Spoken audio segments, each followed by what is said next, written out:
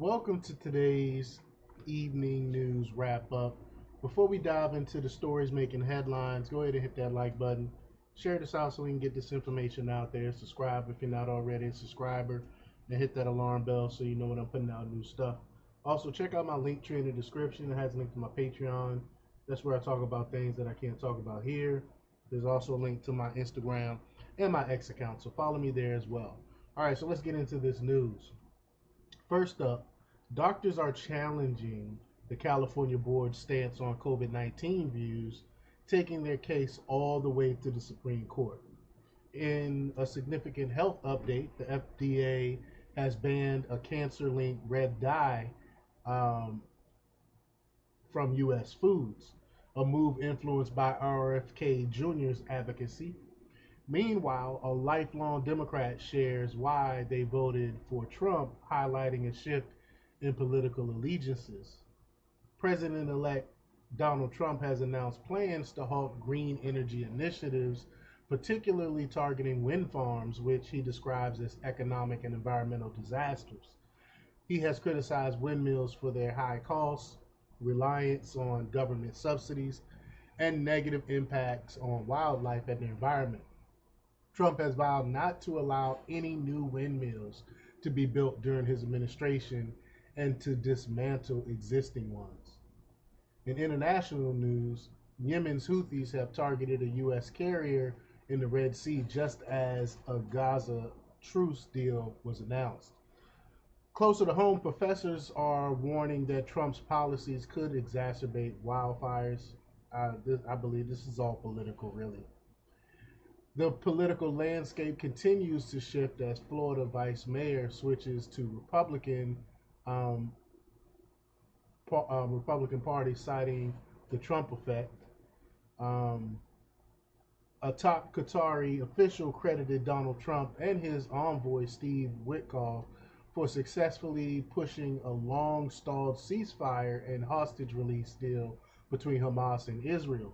The deal, initially negotiated by President Joe Biden, was finalized through coordinated efforts between the outgoing and incoming administrations. Trump's strong public statements and Wickoff's active engagement in negotiations were pivotal in closing the agreement. President Biden has penned a farewell letter to Americans as his term comes to an end. Former President Donald Trump is privately supporting Vivek Ramaswamy for Ohio's vacant Senate seat, urging him to accept the appointment if offered by Governor Mike DeWine. Although Ramaswamy is currently focused on his role with the Department of Government Efficiency and plans to run for Ohio governor in 2026, he's open to the Senate position if there is a widespread support. Other contenders for the role include Ohio's Lieutenant Governor Jon Husted and GOP State Party Chair Jane Timken.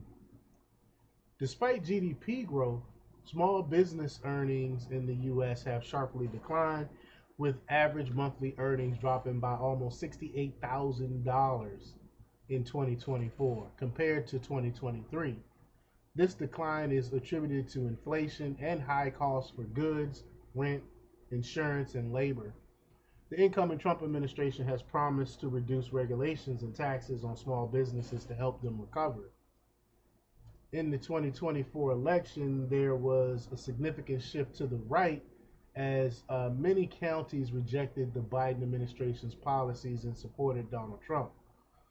Um, Following this trend, Doral, Florida Vice Mayor Maureen Porras switched from the Democrat Party to the Republican Party, citing the infiltration of socialist ideas into the left. Porras praised Trump's leadership and expressed that the Democrat Party no longer represents her values or those of the majority of Americans.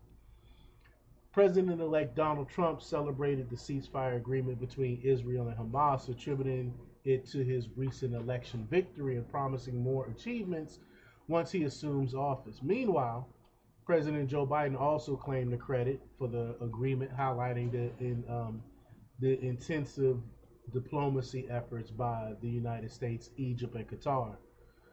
Rumors are circulating that Michelle and Barack Obama may be heading for a divorce after Michelle skipped Jimmy Carter's funeral and announced she won't attend Trump's inauguration. Michelle previously mentioned a difficult 10-year period in their marriage, and author Edward Klein claimed she once considered divorce. Despite these challenges, the couple has been married for 30 years. Tucker Carlson claimed that the mysterious drones seen in New Jersey were controlled by a Chinese satellite, which the U.S. government allegedly took down. Despite the White House's dismissal of foreign adversary involvement, Carlson's source suggests the drones were a message from China regarding Taiwan. Independent journalist Michael Schellenberger supported Carlson's claims, adding that the U.S. military might have mastered anti gravity technology. Wow. In a heartbreaking incident, a boy has died at the entrance to a subdivision, prompting a vow of retribution from the local sheriff. Um, in California, an armored Humvee um, and machine gun mount have been stolen from an army warehouse. South Korea's president has been detained after a tense standoff, with authorities now having 48 hours to decide his fate. In tech news, the FTC is suing John Deere, uh, marking a tipping point to the right to repair movement. Microsoft is ending support for Windows 10 Office apps in October. Los Angeles is focusing on fireproofing communities, not just houses, in response to the recent wildfires. The Washington Post is facing turmoil as employees express concern over the newspaper's direction under owner Jeff Bezos. Recent events, including layoffs and high profile resignations, have led to a significant drop in subscriptions and financial losses. Over 400 staffers have requested Bezos to address their concerns and provide reassurance about the paper's future. Finally, in a bizarre twist, a woman has fallen in love with her AI boyfriend and finds it thrilling when he cheats on her.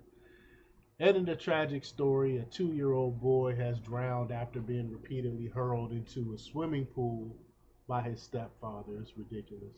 But that's all for today's evening news wrap up. Stay tuned for more updates, and don't forget to like, share, and subscribe for the latest in news. Until next time, peace.